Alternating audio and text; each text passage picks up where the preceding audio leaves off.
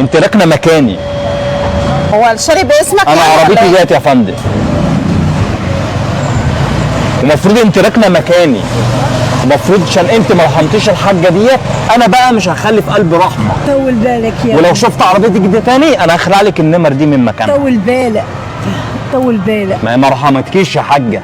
زي بعض. هي رحمتك؟ زي بعض. هي رحمتك؟ معلش. جت عليك يا حاجه. المسامح كريم. شايفه الام هتفضل الام هتفضل في قلبها رحمه لحد يوم الدين. انا اسفه. مش قابل اسفك، توكلي على الله. يلا خد عربيتك ومش قابل اسفك. يلا يلا معلش. امشي من هنا.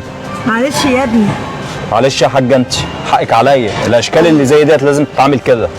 بعدين انا اقول لك على حاجه، لو انت بقى عايزه تتاسفي بجد انت بقى تتاسفي لها هي وتبوسي كمان على دماغها، سامعاني؟ عندها اخوات برضه. عشان